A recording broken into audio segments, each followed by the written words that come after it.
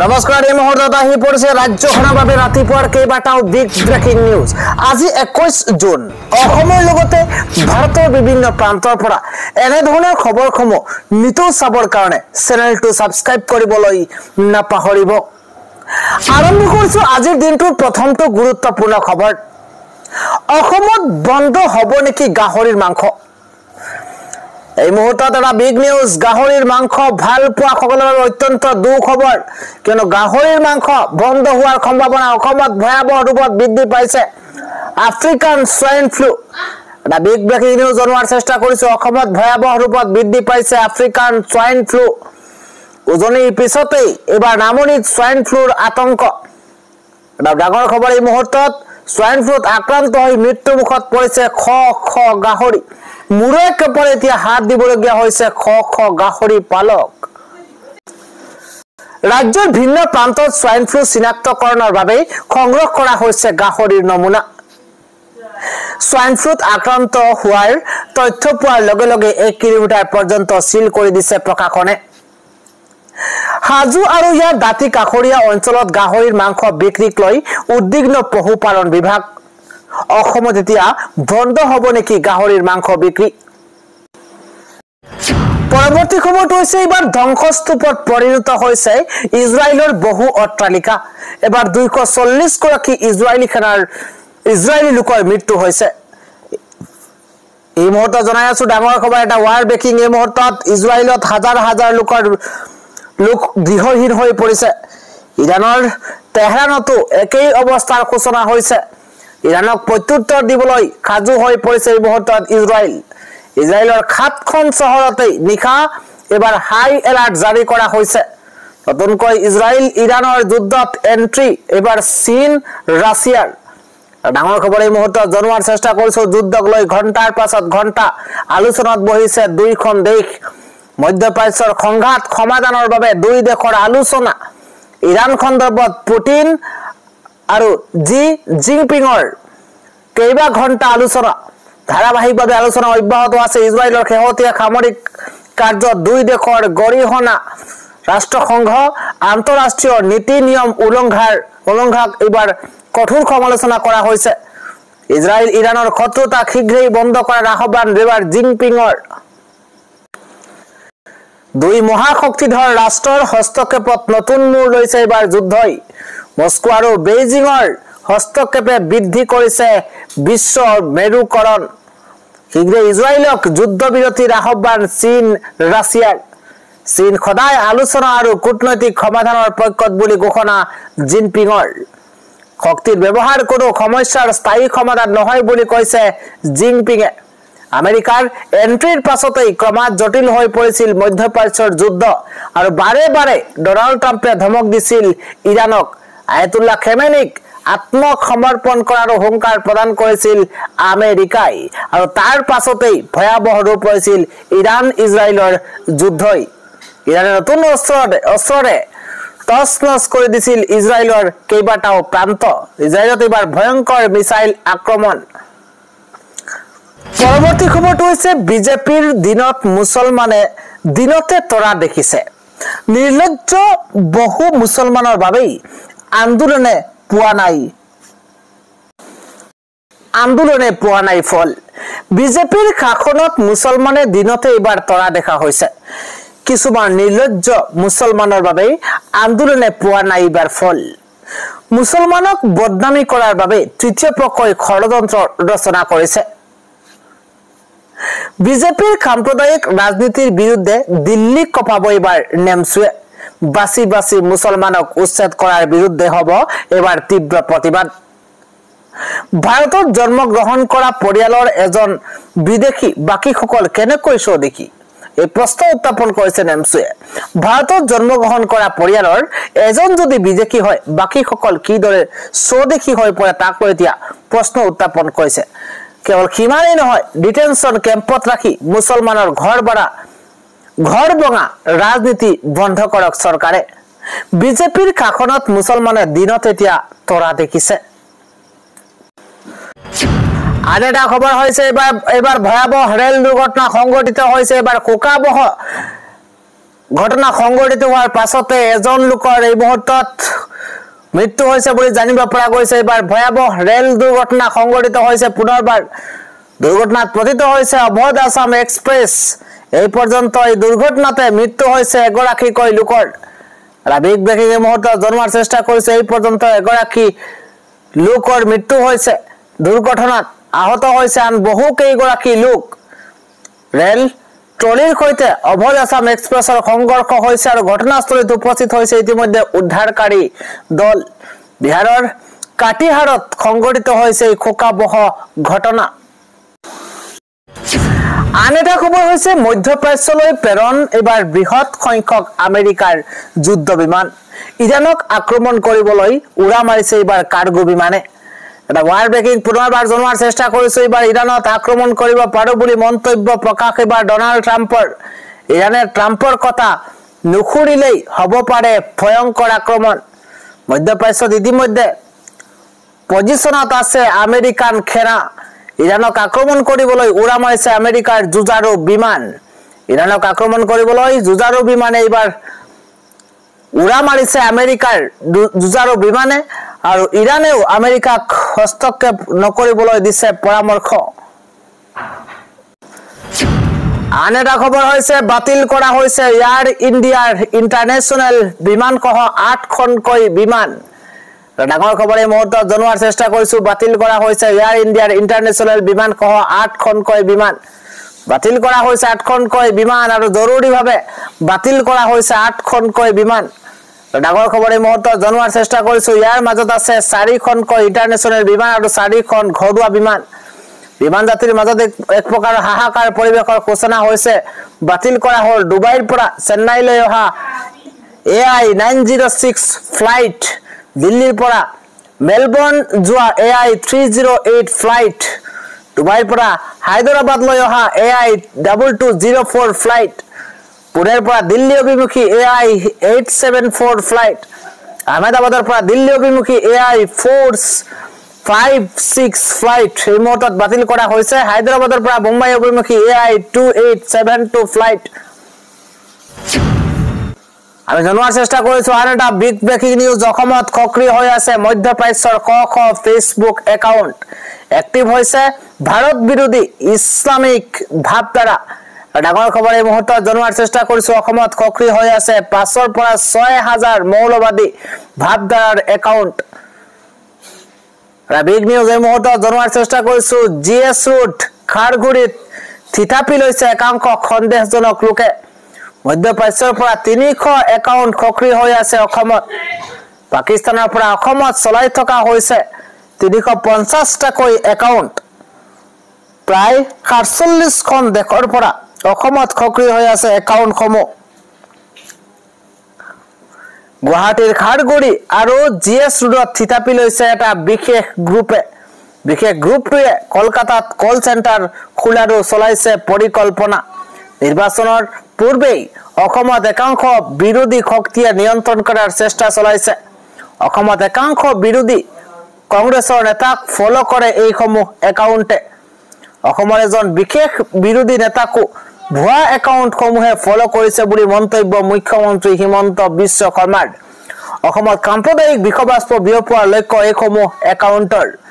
অসমত সক্ৰিয় হৈ আছে 5ৰ পৰা 6000 মৌলবাদী ভাৱধাৰাৰ একাউণ্ট বুলি মন্তব্য কৰিছে ৰাজ্যৰ মুখ্যমন্ত্ৰী হিমন্ত বিশ্ব শৰ্মাই।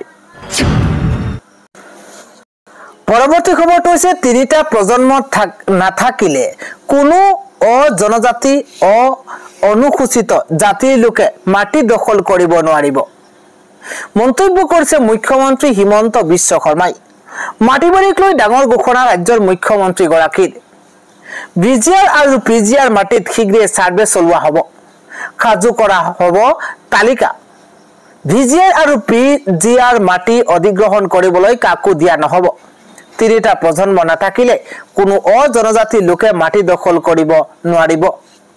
3টা প্ৰজন্ম নাথাকিলে অনুসূচিত জাতিৰ লোকেও মাটি দখল কৰিব নোৱাৰিব। ট্ৰাইবেল বেল্ট এণ্ড ব্লকৰ মাটি দখল লৈ ঘোষণা কৰিছে ৰাজ্যৰ মুখ্যমন্ত্ৰী ডক্টৰ হিমন্ত বিশ্ব শৰ্মাই। সন্দেহজনক লোকে দখল কৰি আছে ট্ৰাইবেল বেল্টৰ মাটি। মাটি বাৰীক লৈ ডাঙৰ ঘোষণা কৰিছে ৰাজ্যৰ মুখ্যমন্ত্ৰী হিমন্ত বিশ্ব শৰ্মাই পৰৱৰ্তী আন এটা বিগ ব্ৰেকিং নিউজ হৈছে এবাৰ মুখ্যমন্ত্ৰী হিমন্ত বিশ্ব শৰ্মাক গ্ৰেপ্তাৰৰ দাবী জনাইছে এবাৰ অখিল গগৈয়ে অসমৰ ইতিহাসত এনেকুৱা মুখ্যমন্ত্ৰী নাছিলে যি এনেকুৱা ধৰণৰ সাম্প্ৰদায়িক কথা কৈ মানুহৰ মাজত সংঘাত লগায় অসমৰ ইতিহাসত এনেকুৱা মুখ্যমন্ত্ৰী নাই যি এনেকুৱা ধৰণৰ সাম্প্ৰদায়িক কথা কৈ মানুহৰ মাজত সংঘৰ্ষ লগায় যদি সঁচাকৈয়ে কোনো দুষ্কৃতিকাৰী এনেকুৱা কাম কৰিছে তেওঁলোকক গ্ৰেপ্তাৰ কৰাৰ দৰকাৰ কিন্তু এই সমগ্ৰ ঘটনাবোৰতেই বিজেপি আৰু আৰএছএছৰ মানুহ জড়িত হৈ আছে এই মন্তব্য কৰিছে অখিল গগৈয়ে কৈছে ধুবুৰীতো প্ৰমাণিত হৈছে লখিমপুৰতো একেটাই প্ৰমাণিত হৈছে গতিকে এই ঘটনাবিলাকে প্ৰমাণ কৰে আসলতে বিজেপিয়ে নিজে এনেকুৱা ধৰণৰ এখন নাটক তৈয়াৰ কৰিছে গতিকে এই ঘটনাবিলাকে প্ৰমাণ কৰিছে আসলতে বিজেপিয়ে নিজে এনেকুৱা ধৰণৰ এখন নাটক তৈয়াৰ কৰিছে অসমীয়া মানুহৰ মাজত অস্থিৰতা সৃষ্টি কৰি 2026 চনৰ নিৰ্বাচনী বৈতৰণি পাৰ হ'বলৈ চেষ্টা কৰিছে হিমন্ত বিশ্ব শৰ্মাৰ নেতৃত্বাধীন বিজেপি চৰকাৰে সাম্প্ৰদায়িক বাতাবৰণ তৈয়াৰ কৰিব কাৰণে এনেকুৱা ধৰণৰ কাম কৰিছে এনেকুৱা ধৰণৰ সাম্প্ৰদায়িক বক্তব্য প্ৰদান কৰাৰ কাৰণে গ্ৰেপ্তাৰৰ দাবী মুখ্যমন্ত্ৰী ডক্টৰ হিমন্ত বিশ্ব শৰ্মাক মুখ্যমন্ত্ৰীয়ে নিষিদ্ধ মাংস সন্দৰ্ভত কৰা মন্তব্যৰ প্ৰতিক্ৰিয়া এবাৰ শিৱসাগৰৰ সাংসদ অখিল গগৈ আন এটা খবৰ হৈছে এডিআৰিত নিযুক্তি পাইছিলহে মাত্ৰ এইগৰাকী লোকে মাত্ৰ 4000 টকা ঘুষ লৈ হাতে লুটে গ্ৰেপ্তাৰ হৈছে এইগৰাকী অধীৰ দাস এটা বিগ ব্ৰেকিং এই মুহূৰ্তত জনোৱাৰ চেষ্টা কৰিছো পুনৰ ঘুষ লৈ হাতে লুটে গ্ৰেপ্তাৰ হৈছে চৰকাৰী কৰ্মচাৰী এডিআৰিত নিযুক্তি পাইছিলহে মাত্ৰ কিন্তু মাত্ৰ 4000 টকা ঘুষ লৈ হাতে লুটে ধৰা পৰিছে এইগৰাকী অধীৰ দাস কলিয়াবৰৰ উপ পঞ্জীয়কৰ কাৰ্যালয়ত হাতে লুটে গ্ৰেপ্তাৰ চৰকাৰী কৰ্মচাৰীক গুৰুত্বপূৰ্ণ খবৰ মাটিৰ সাৰ্টিফাইড কপিৰ বাবে এজন লোকৰ পৰা লৈছিল 4000 টকা ঘুষ লওঁতে দুৰ্নীতি নিবাৰক শাখাই হাতে লুটে গ্ৰেপ্তাৰ কৰে কৰ্মচাৰী গৰাকীক দীৰ্ঘদিন ধৰি অধীৰ দাসৰ বিৰুদ্ধে উত্থাপিত হৈ আহিছিল অভিযোগ আৰু তাৰ পাছতে এগৰাকীক গ্ৰেপ্তাৰ কৰা হৈছে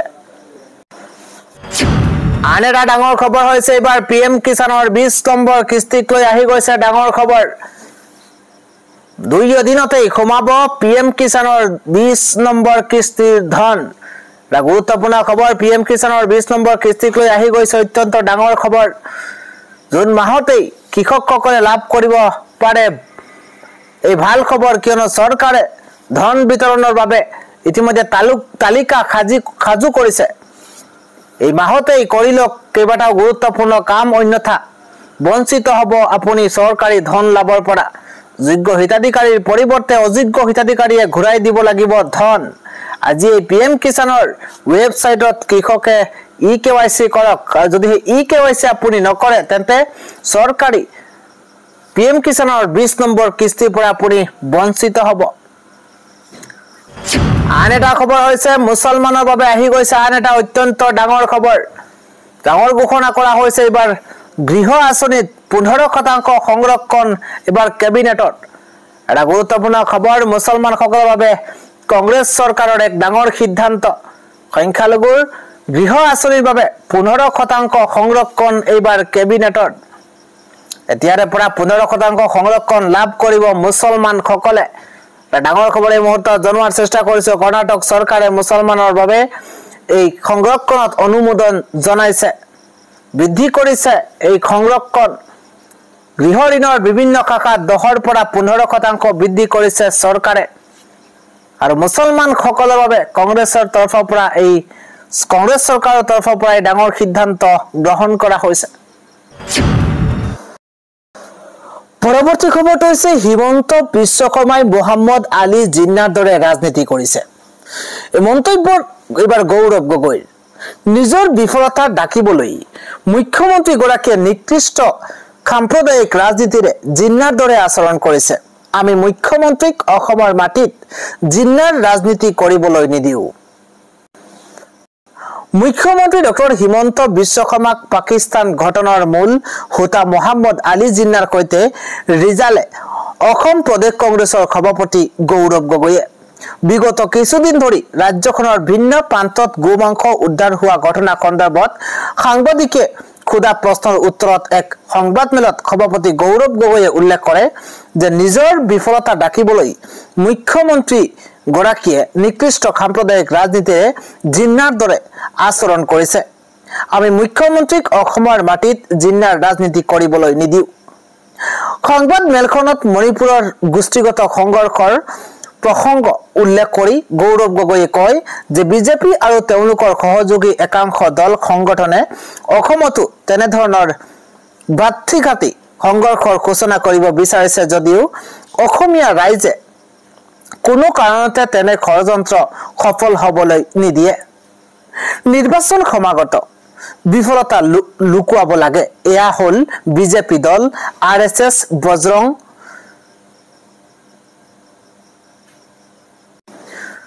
VSP আদিৰ ষ্ট্ৰেটেজি।